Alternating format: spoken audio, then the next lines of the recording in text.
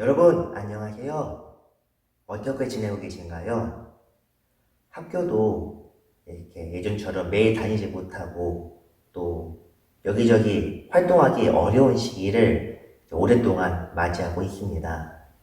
답답하고 불편한 일상이 이제는 당연스럽게 받아들여지는 그런 시대에 사는 것이 참 마음이 아픕니다.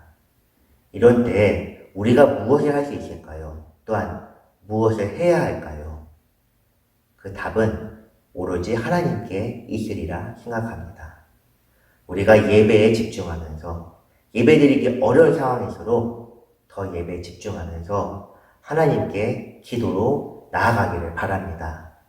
그런 마음에서 오늘도 은혜로운 시간 되기를 바라며 10월 둘째 주 학생부 예배 시작하겠습니다. 기도하겠습니다. 사랑과 은혜가 많으신 하나님 아버지 감사드립니다. 우리가 날마다 주님의 죽으심과 또한 부활을 생각하기를 원합니다. 주께서 고난당하셔서 우리의 죄를 모두 다 씻으시고 또한 우리를 새롭게 하신 그 은혜를 생각하면서 오늘 하루 살게 해주시고 또한 예배 중에 은혜 받게 하여 주시옵소서. 감사드리며 예수님의 이름으로 기도드렸습니다. 아멘.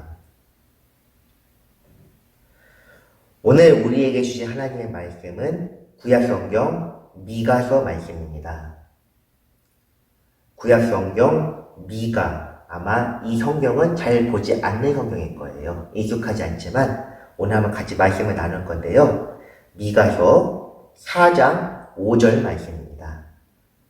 구약 1293페이지 미가서 4장 5절 읽겠습니다. 만민이 각각 자기의 신의 이름을 의지하여 행하되 오직 우리는 우리 하나님 여호와의 이름을 의지하여 영원히 행하리로다. 아멘. 여러분, 오늘 말씀은 미가서 말씀입니다. 구약성경 뒤쪽을 보면요, 이사야서에서부터 시작하여서 말라기까지의 내용은 예언서라고 불리는 성경의 한 부분입니다. 예언서라고 하는 건, 예언이라는 게 뭔지는 조금 아시나요? 예언은 우리가 알지 못하는 일에 대해서 신의 신탁을 받아서 그것을 먼저 알거나 아니면은 주신 통찰력을 사용하여 그것들을 모두 다 모르는 것들이나 혹은 예측해야 하는 일들을 미리 확인하는 그런 것들을 예언이라고 부릅니다. 예언자들은 그러므로 보통은 하나님의 계시를 받은 그런 사람들을 예언자라고 부릅니다. 이사야에서부터 말라기까지 내용은 모두 다 예언자들이고, 그리고 예레미야, 에가라고 불리는 짧은 성경을 제외하면은 모두가 예언자 본인의 이름을 사용하여 기록한 그 예언자 본인의 기록입니다.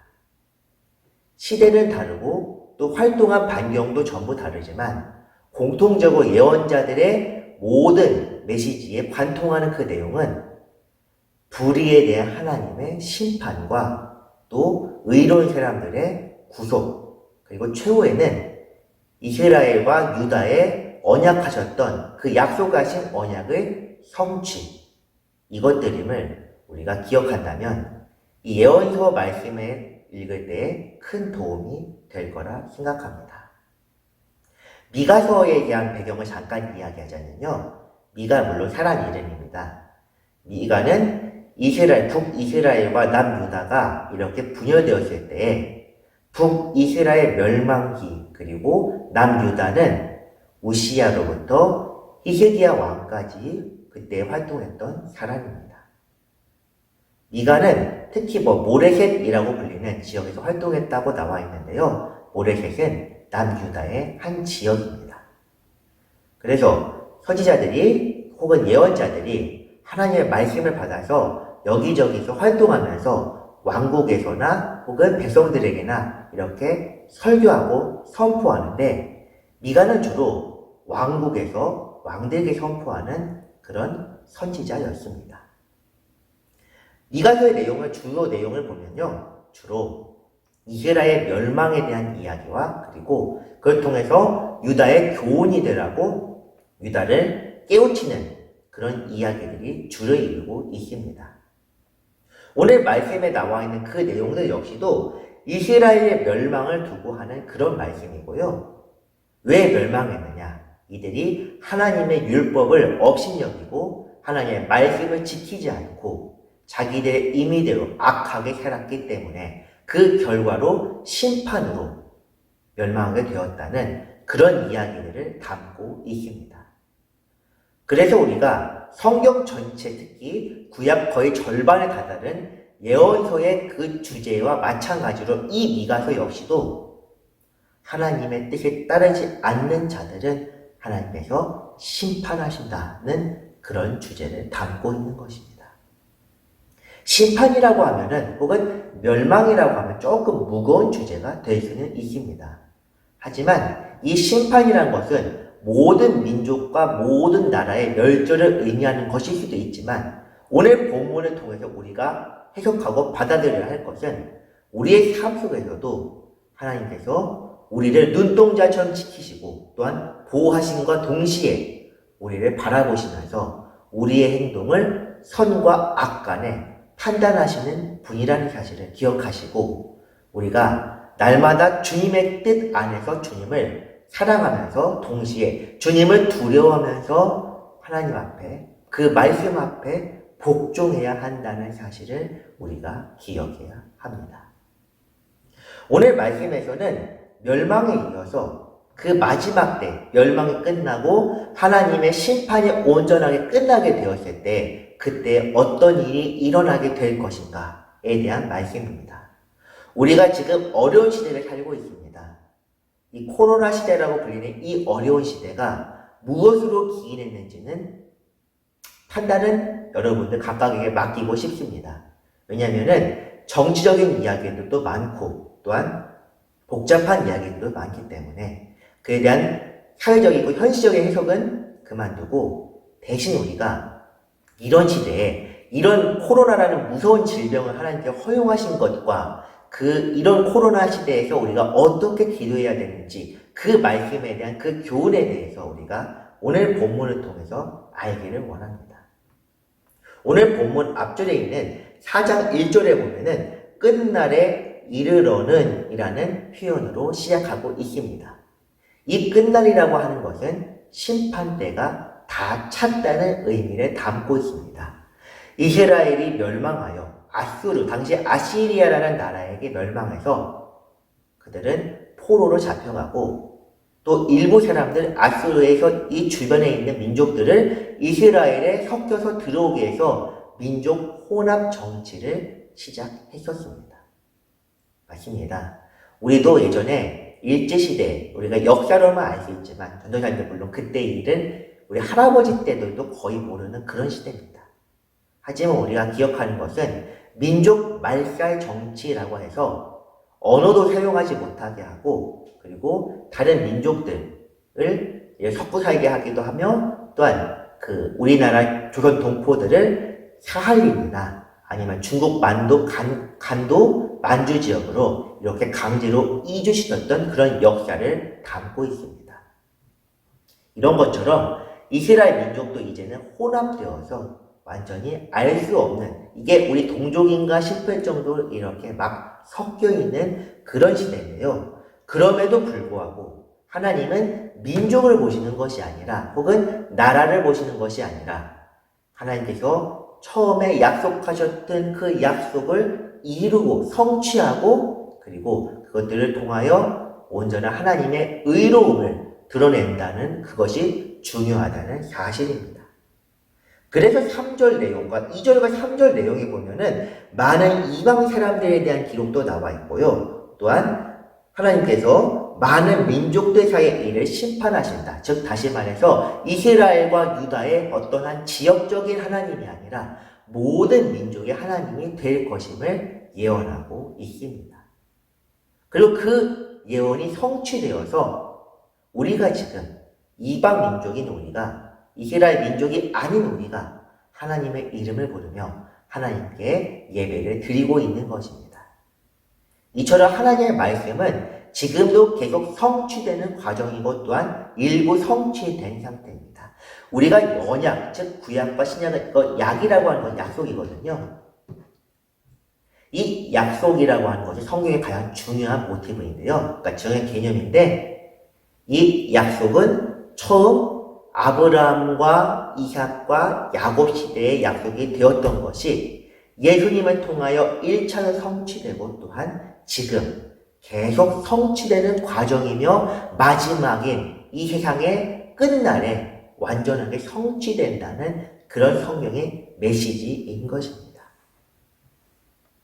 그 속에서도 끊임없이 우리는 하나님의 약속을 기억하면서 또한 하나님의 그 약속을 우리 삶 안에서도 성취하시는 분이라는 것을 우리가 믿어야 그것이 바로 그리스도인이라고 하는 믿음의 가장 중요한 포인트인 것입니다.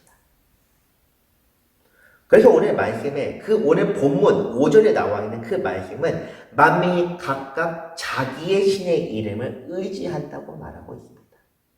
자, 아까 3절에서 보면은 하나님께서 많은 민족들 사이의 일을 심판하시고 판단하신다고 하시는데 그럼에도 불구하고 왜 다시 5절에서 자기의 신의 이름을 의지한다고 이야기하는 것인가요?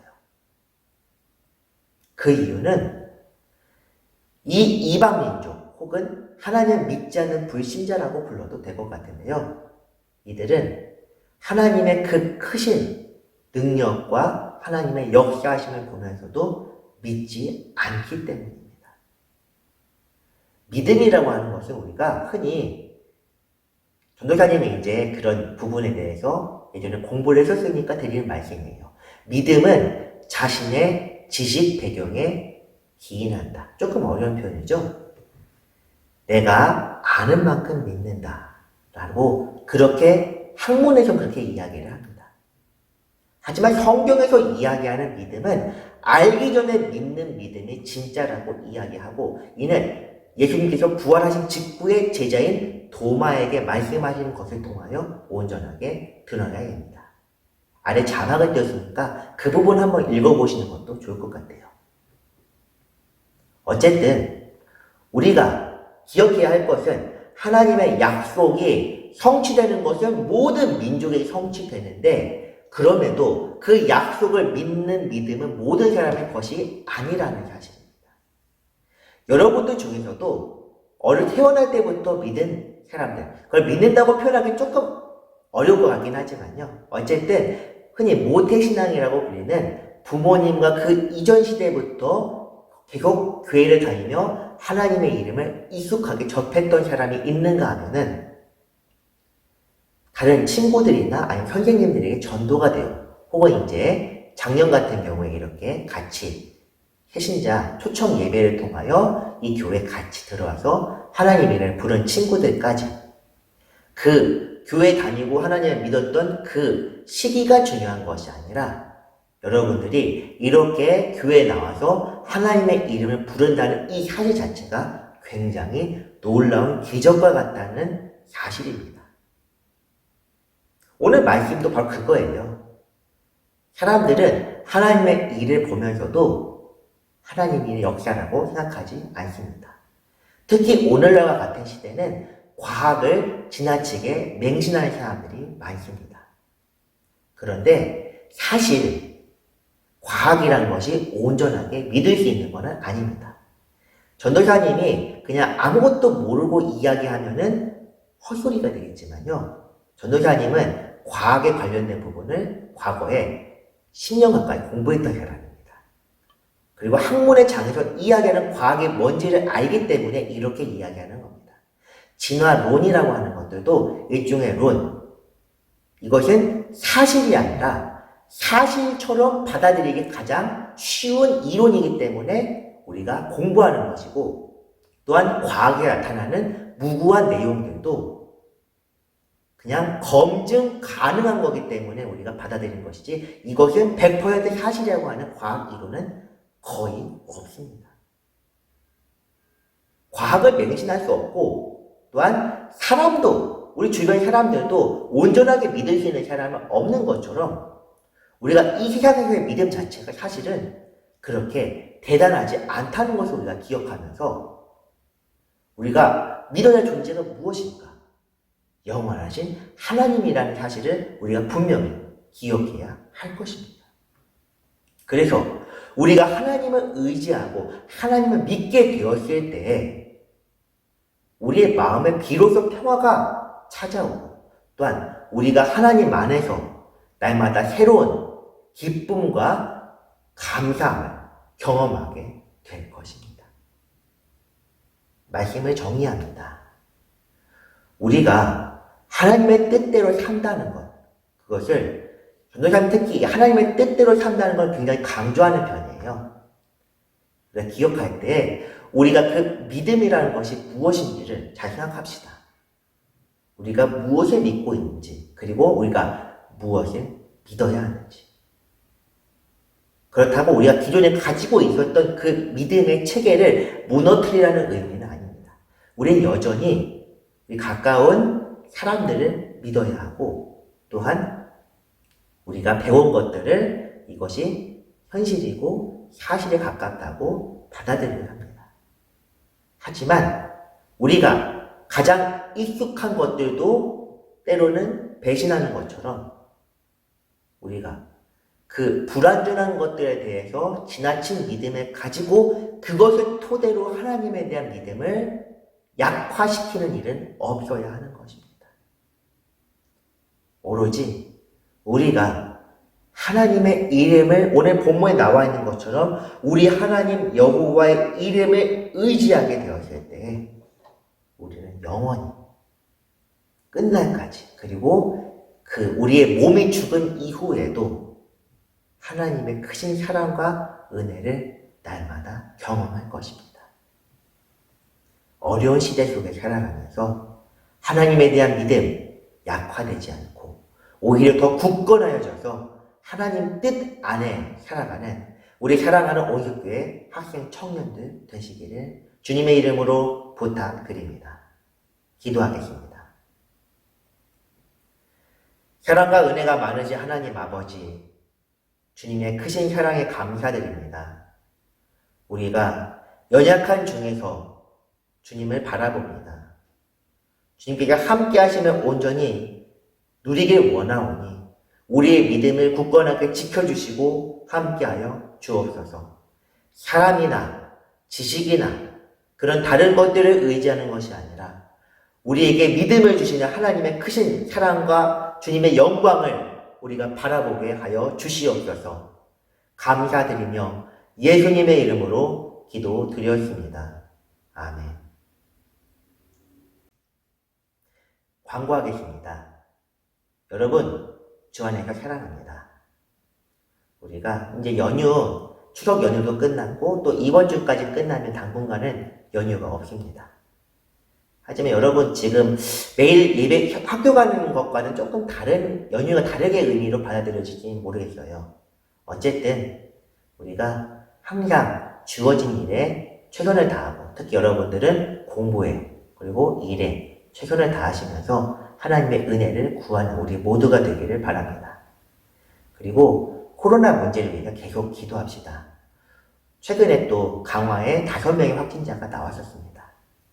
그래서 이렇게 강화에서 나왔다, 나오지 않았다. 꼭 이것이 중요한 것이 아니라 우리나라에 코로나가 있는 이상 우리는 항상 위험에 노출되고 있는 거잖아요. 그런 관점에서 코로나 문제는 항상 우리의 문제입니다. 우리의 문제를 알면서 날마다 이 코로나19가 이 세상에서 종식될 때까지 열심히 기도합시다. 그리고 예배에 대해서도 한 말씀 올리겠습니다. 우리가 예배 못 드린 지 참 오래되었습니다. 이제 집회 이후에 두 달 동안 지금 예배를 못 드렸는데요.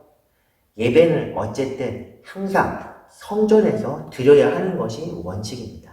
지금은 어쨌든 정부의 지침이나 혹은 군청의 지침 때문에 비대면, 우리가 만나지 않고 영상으로 하는 예배가 원칙이기 때문에 이렇긴 하지만 이 비대면 예배가 완화되는 즉시 성전에서 다시 예배를 드리고 싶습니다. 여러분들도 그렇게 이해하시고 전도자님은 날마다 코로나 상황이나 그리고 정부 지침에 계속 지켜보고 계시니 여러분들 속히 만난 그날까지 열심히 같이 기도합시다. 그래서 우리가 예배를 성전에서 다시 드리게 되기를 간절하게 소망합니다. 주기도문으로 예배 마치겠습니다. 하늘에 계신 우리 아버지여, 이름이 거룩히 여김을 받으시오며 나라의 마오시며 뜻이 하늘에서 이루어진 것 같이 땅에서도 이루어지이다. 오늘날 우리에게 일용할 양식을 주옵시고 우리가 우리에게 죄 지은 자를 사하여 준 것 같이 우리의 죄를 사하여 주옵시고 우리를 시험에 들게 하지 마옵시고 다만 악에서 구하옵소서. 대개 나라와 권세와 영광이 아버지께 영원히 있사옵나이다. 아멘.